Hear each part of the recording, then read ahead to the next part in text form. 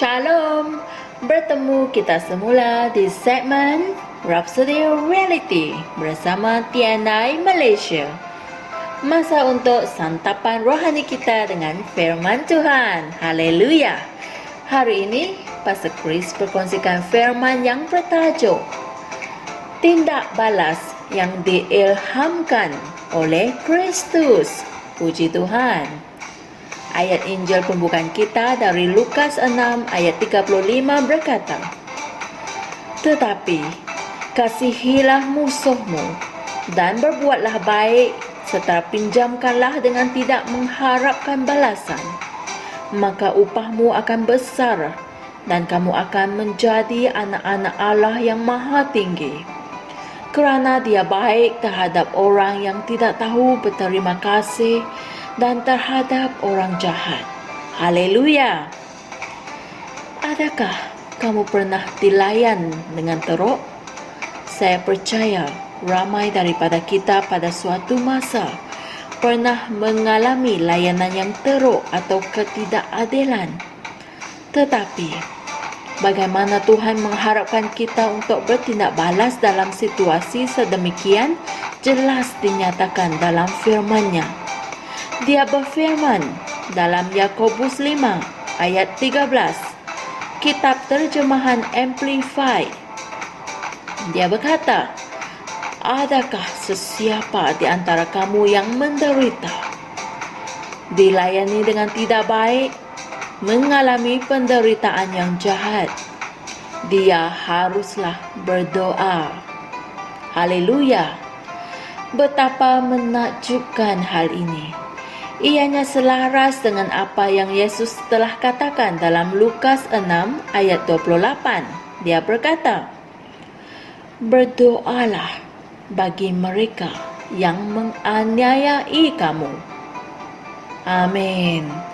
Tuhan tahu situasi seperti itu dalam kehidupan kita di mana kita menghadapi penganiayaan atau layanan yang teruk dari orang lain.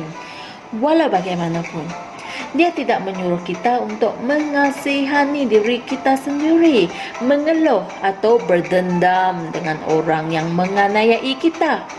Sebaliknya, Dia menyuruh kita berdoa. Yap, dengar tu, apa Tuhan kata? Dia menyuruh kita berdoa. Haleluya. Ianya sangat mudah untuk bertindak balas dalam cara yang berlawanan apabila orang dianiayai. Ada orang yang cuba melawan dan membalas balik pada orang yang menganiayai mereka. Dan dalam proses tersebut, mereka berkelakuan dengan cara yang berbeza daripada diri mereka yang sebenar. Jangan sesekali membenarkan perangai orang lain yang buruk itu mengubah tingkah laku atau perwatakan kamu yang baik. Jangan. Mungkin kamu melayani dan mengasihani seseorang dengan baik, tetapi sebaliknya dia memperlakukan kamu dengan tidak adil.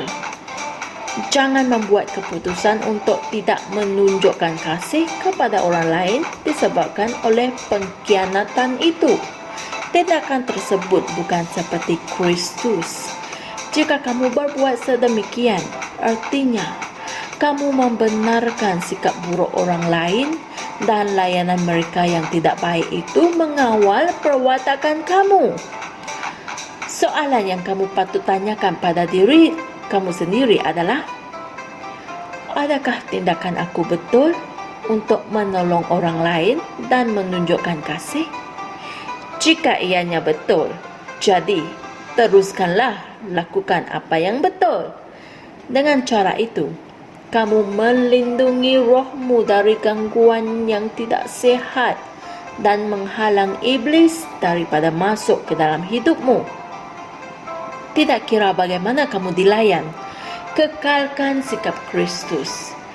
Dia berkata dalam Lukas 6 ayat 28 hingga 35, "Berkatilah orang yang mengutuk kamu dan berdoalah bagi mereka yang menganiayai kamu, dan kepada orang yang menampar pipimu yang sebelah, berikanlah juga kepada pipimu yang sebelah lagi. Dan orang yang mengambil jubahmu, jangan ditegahkan mengambil bajumu lagi. Berilah kepada setiap orang yang meminta kepadamu. Kasihilah musuhmu dan berbuatlah baik. Dan kamu akan menjadi anak-anak Allah yang Maha Tinggi. Kerana Dia baik terhadap orang yang tidak tahu berterima kasih dan terhadap orang yang jahat. Haleluya, puji Tuhan. Saudara-saudari, mari kita sama-sama berdoa. Ya Bapa, terima kasih atas kemampuan untuk melakukan apa yang betul dan memperlihatkan kebaikan-Mu dan kasih-Mu pada semua orang. Aku berjalan dalam kebenaran dan menyebarkan berkat-berkat-Mu ke duniaku. Melalui aku, ramai orang mengetahui kebenaran-Mu dan menerima kebenaran-Mu.